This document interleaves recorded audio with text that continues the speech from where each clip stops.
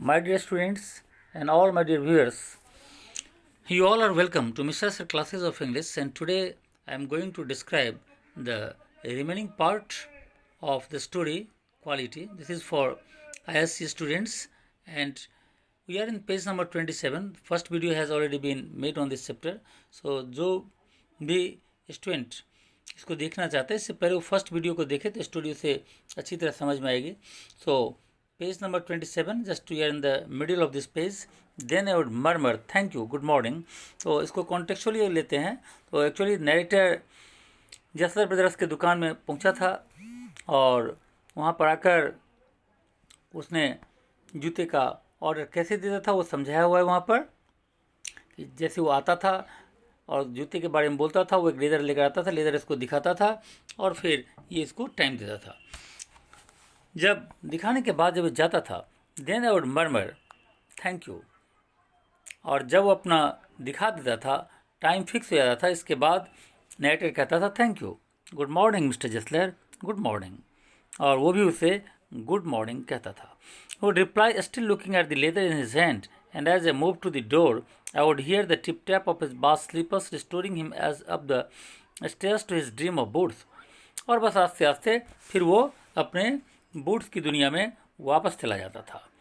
But if it were some new kind of footgear that he had not yet made me, then indeed he would observe ceremony, divesting me of my boot and holding it long in his hand, looking at it with eyes at once critical and loving, as if recalling the glow with which he had created it, and rebuking the way in which one had disorganized this masterpiece.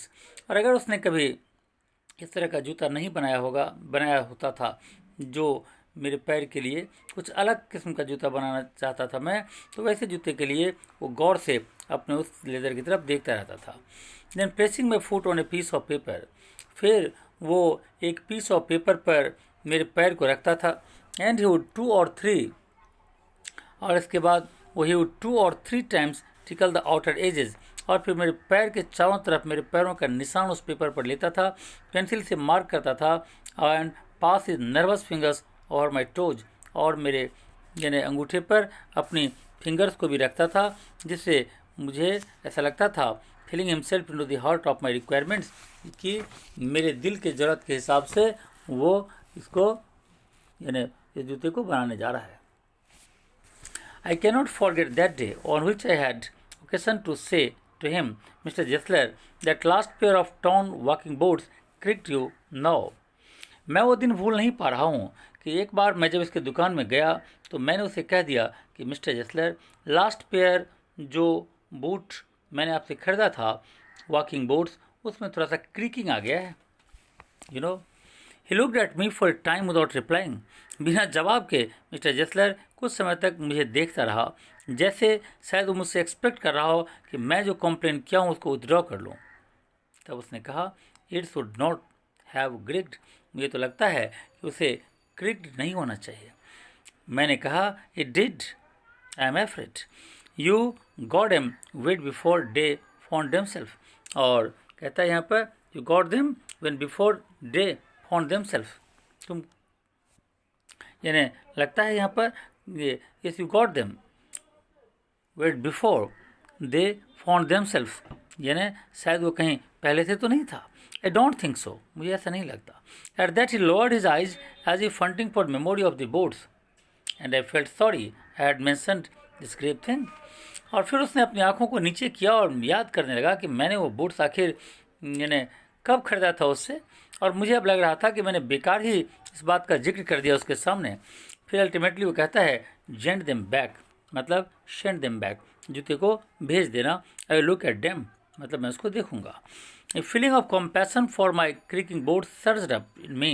So well could I imagine the sorrowful long curiosity of regard which he would bend to them. मैं देख रहा था. A feeling of compassion, वो जो मेरा creaking boot था उसके प्रति एक फीलिंग ऑफ कॉम्पैशन थी मेरे अंदर. So well I could imagine the sorrowful long curiosity of regard which he would bend on them. तो फिर उसका कितना इसके ऊपर यानी अफेक्शन रहा होगा. Once I went absent-mindedly into his shop in a pair of boots bought in emergency at some large firms. एक बार मैं एक ऐसा जूता पहनकर उसके दुकान में चला गया जो लार्ज फर्म का था, जो दूसरी बड़ी कंपनी की जूता मैं पहन कर चला गया। एक्चुअली जूता मैं उसकी दुकान से नहीं लिया था, किसी बड़े फर्म का, नामी गामी किसी फर्म का जूता था, किसी कंपनी की जूता था। He took my order without showing me any leather. उसने मेरा ऑर्डर ले लिया, लेदर भी नहीं दिखाया।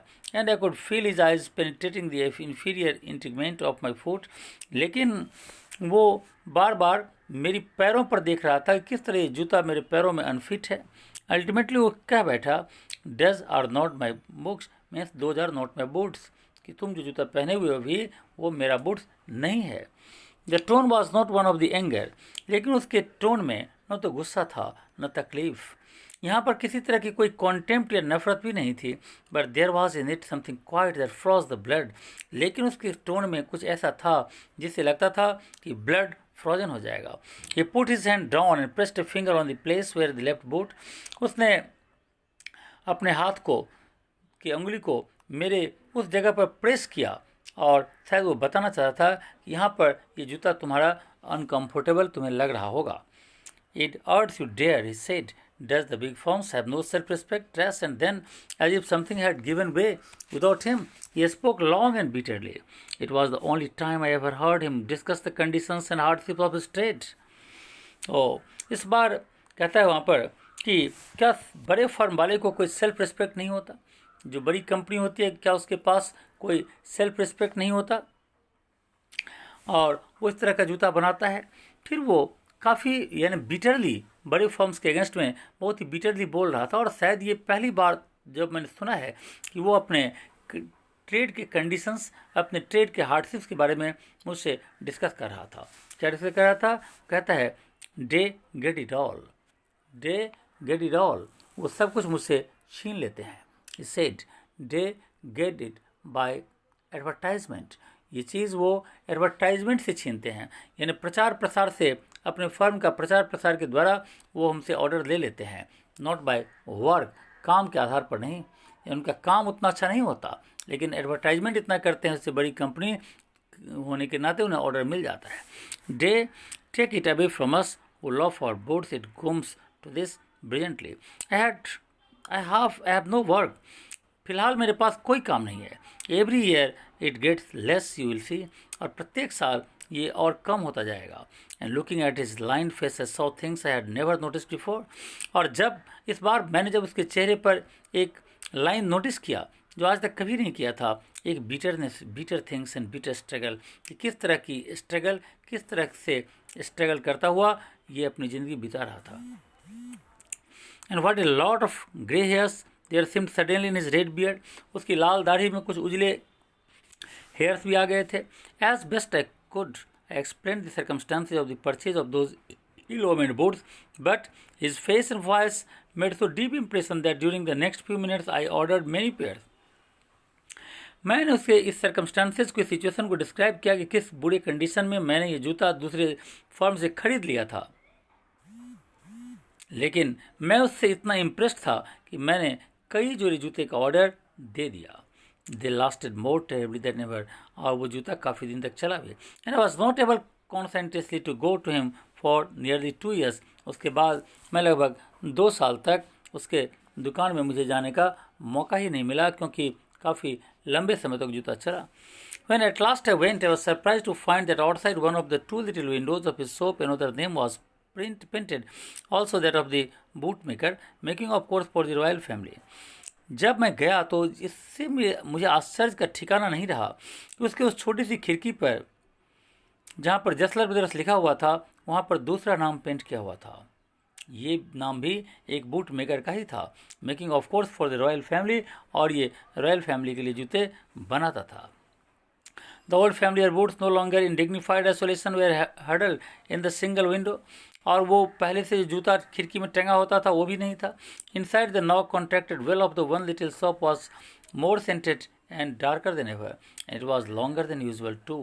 Before a face peered down, and the tip-tap of the vast slippers began. At last he stood before me and gazing through those rusty iron spectacles said, तो फिर मुझे वहाँ देखकर वो अपने स्लीपर की टिप टैप आवाज़ करते हुए मेरे पास आकर सामने खड़ा हुआ और मुझसे पूछा, मिस्टर, isn't it?